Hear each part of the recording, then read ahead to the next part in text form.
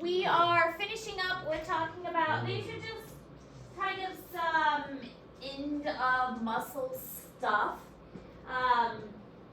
Exercise, endurance, but also some last minute things that didn't really fit anywhere else in the unit, but also still important. So as we've mentioned many times, exercise is necessary for a person to be healthy, but our muscles are made to be used. I mean, that's the whole point of a muscle, is to be used. We need our muscles. So we have the predominantly slow fibers. They have little force, but they're numerous repetitions. So the fibers in our bodies, like the sarcomeres, individually they don't contract really strongly, but you put a lot of them together and the force becomes really great. Training makes the fibers more efficient. So the more you train them, the better they're going to be. They're going to produce more mitochondria, and the more mitochondria, they're going to produce more energy. Myoglobin is going to increase, and this basically is going to have more oxygen storage. The more oxygen that's available, the more efficient the muscles are going to be, because that means they're going to have more ATP. So you can see it's kind of an accumulation thing.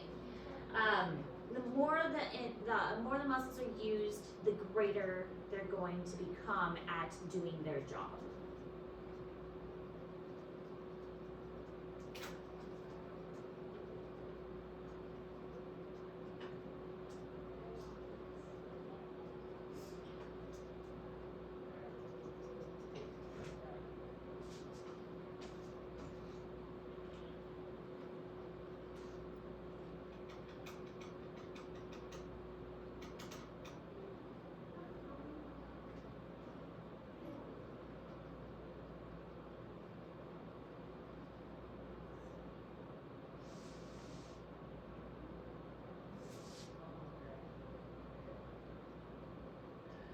So then you have the fast glycolic fibers. We've mentioned these before, the slow twitch, fast twitch, the white versus the red muscle fibers. The short ones are powerful movements, and these are the stronger ones, and they're going to have the ability to just, this is like the strength training ones. They're not going to be as good at endurance, but they're better for strength training. Yes, they're not going to have as much long term, but they're better in the short term. Increase the thickness of the muscle. So this is why it is important to have both in your regular exercise routine. This leads to hypertrophy, so making, like, bulking up, for instance. If you're trying to bulk up, that's what strength training and fast glycolic fibers lead to, is the bulking up appearance. Bodybuilders, for instance, are going to have this hypertrophy effect. But the mitochondria aren't going to increase because you're not really running out of breath so much. Your heart rate increases a little bit, but that's more of an aerobic exercise, like if you're running track or marathon and things. With strength training, you're not really running out of breath quite as much. So you're not really going to have as much mitochondria, because the point of mitochondria is to create oxygen.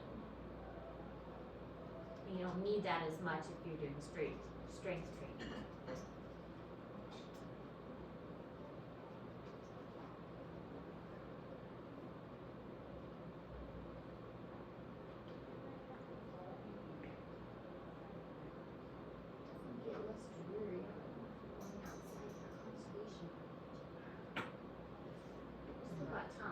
It's been so filmy for so long.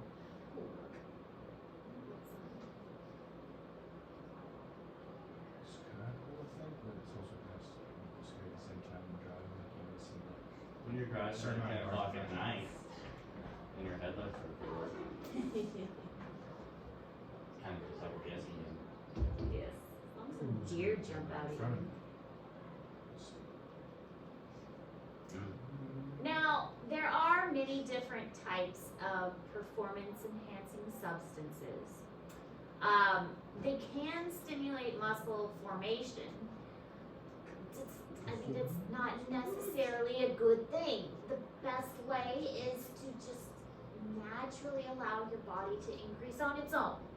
Anabolic steroids, that's the one that is most well known, steroids. Steroids will increase muscle growth, but it's dangerous. Some people get on steroids and it's addicting, but it's dangerous for you because it can cause your muscles to grow to such extremes that your muscles can burst, and it can cause your heart, which is a muscle, to also burst. So it's not healthy for you, and illegal for sports. If you are an athlete and you get caught on steroids, you get kicked out. So don't do it. I think they should do that.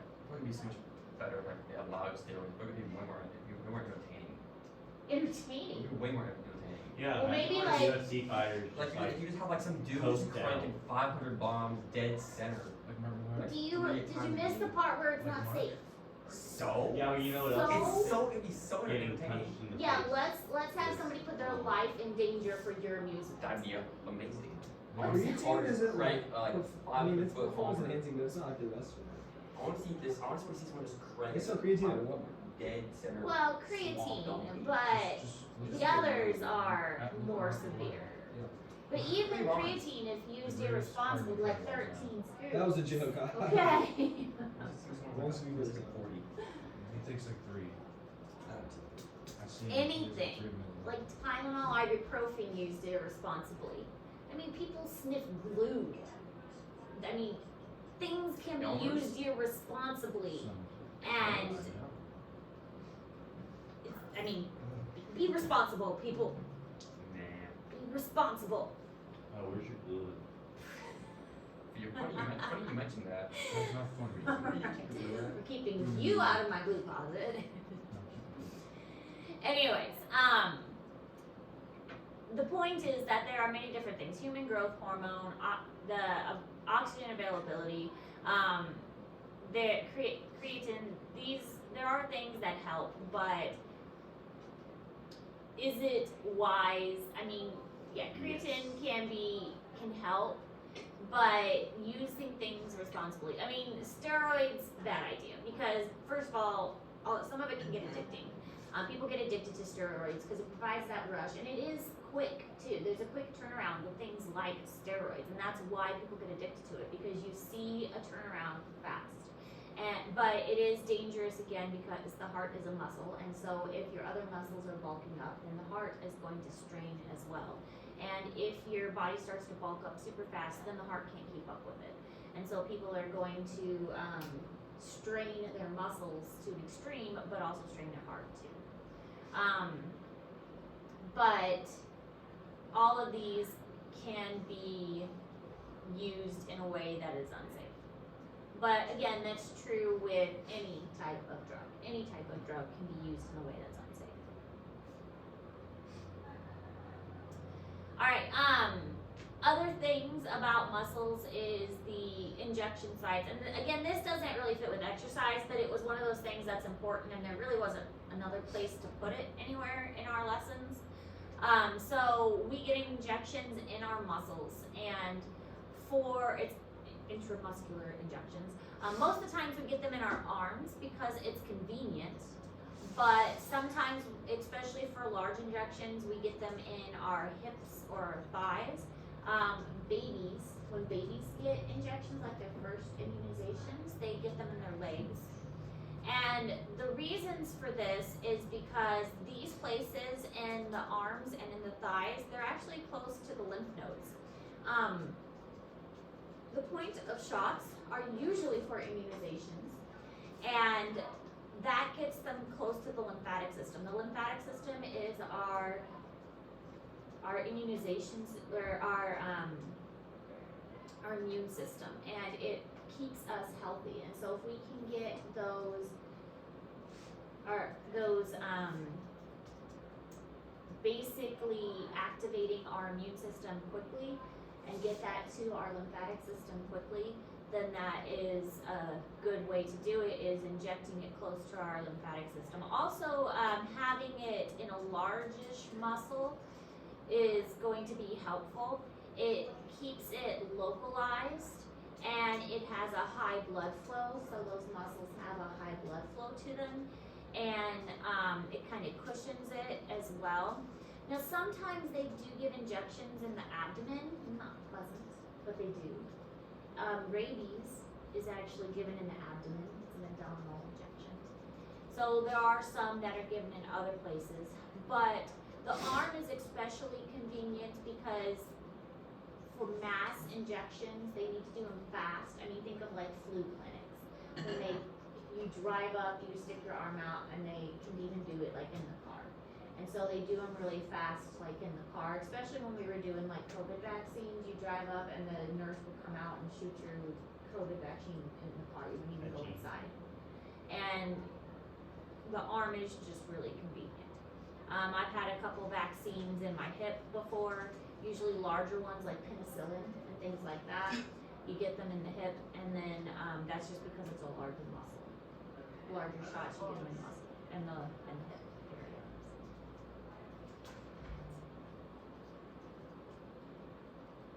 But the deltoid, gluteus medius, and vastus lateralis are the main places.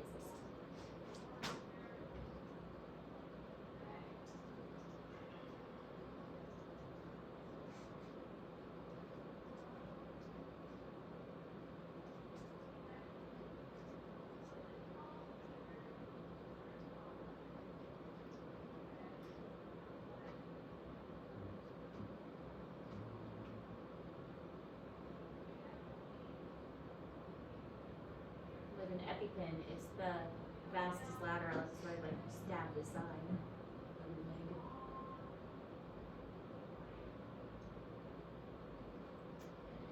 Now, how muscle develops, again, another, doesn't really fit anywhere else in our notes, so it seems kind of random to throw it in here. But muscle develops by something called the embryonic mesoderm. So when embryos develop, they start off as one cell, and that one cell divides into two cells, and so on. But it starts to form layers, and these layers kind of wrap and fold over on top of each other. And so the mesoderm is the middle layer, so meso for middle. And that's kind of a wrapping and a folding that takes place, and we'll learn with the nervous system that wrapping and folding eventually will create a tube in the center that becomes the spine. And so it kind of wraps close to the spine, and next to the spine is this mesoderm, and it creates these things called somites. So the skeletal muscle develops from these mesodermal somites, and the somites are like these little bumps almost along the sides of that central nerve cord. The head and the limbs develop from the general mesoderm, whereas the skeletal muscles develop from those little somites, which are the bumps. And the somites will eventually give rise to the myoblasts, which are the types of nerve cells.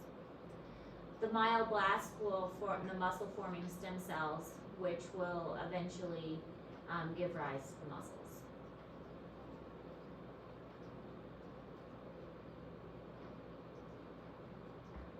We'll look at a little better picture in a moment. So all of this is happening in the middle tissue, which makes sense because the muscles are kind of in the middle part of our body.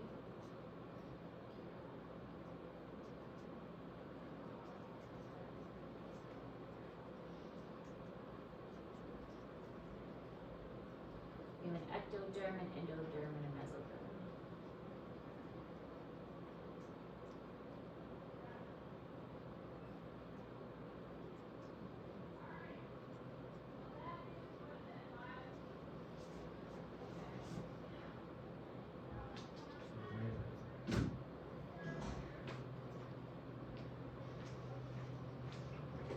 Are these being recorded?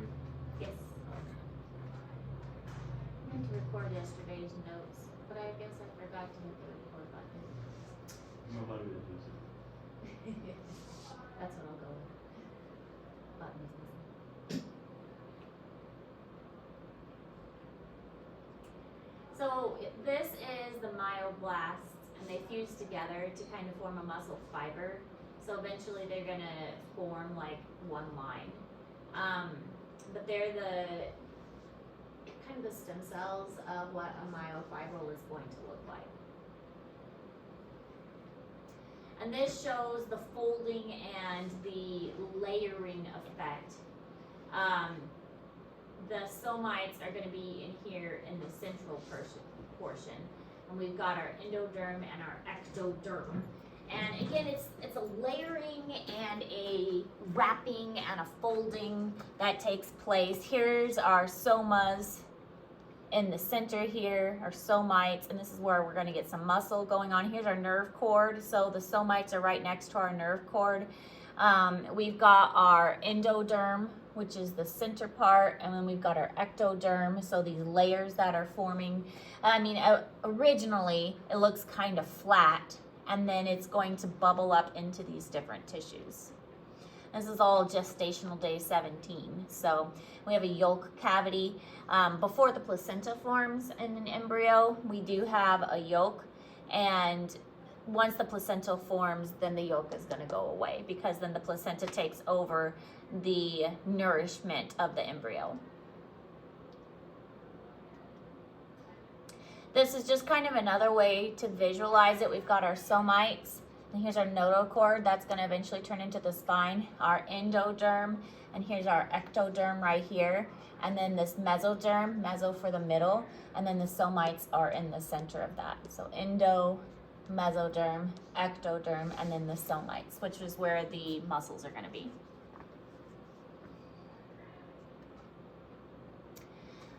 Other things with the muscle, you have what are called satellite cells. These satellite cells are similar to myoblasts. They're going to help with the growth. Here you can see a satellite cell on the outside, and they're going to be incorporated into the muscle. This is another satellite cell, and this is another like satellite cell on the outside. And they're going to help with protein synthesis, repair and growth, and things like that. So satellite is suggesting outside, just like, you know, satellites are outside the earth. So they're outside the cell itself, just assisting with it. Fibrosis is the muscle fibers get replaced by scar tissue. So that one's not too hard to remember, because you can think of fibers. Fibers are replacing it, so it's not as stretchy as the original muscle was. So anytime there's a scar within the cell or the muscle, like the muscle is damaged, it's getting replaced by fibrosis. And then the parasite is the stem cells that regenerate and smooth muscle. So parasites are the, if you have a smooth muscle that gets damaged somehow, then the parasite is going to replace that and kind of protect it and cover it.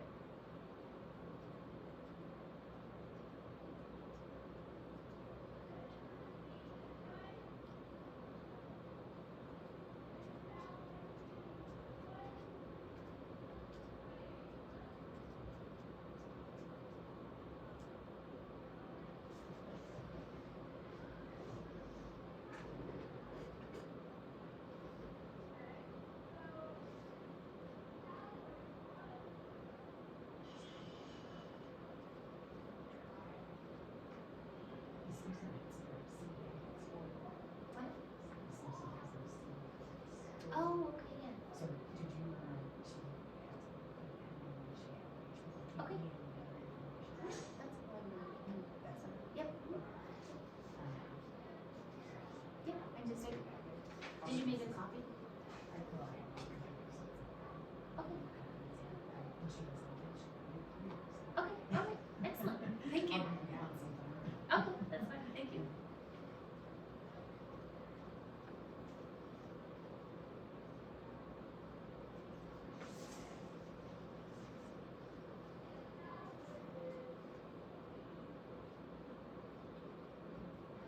Alright, so healthy tissue versus fibrotic tissue. We already kind of talked about this before, that once a tissue is damaged in the muscle, then it's going to leave scarring behind. The tissue is never going to be as flexible as it was before.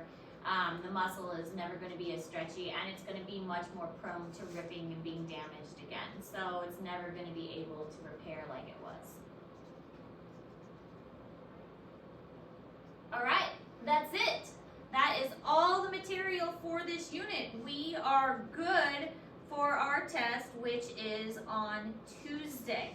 So you have the rest of class to work on, well, we had the case study. I decided not to assign you the other assignment. So the rest of class to study for your test, which is on Tuesday. So, any questions? Nope. All right.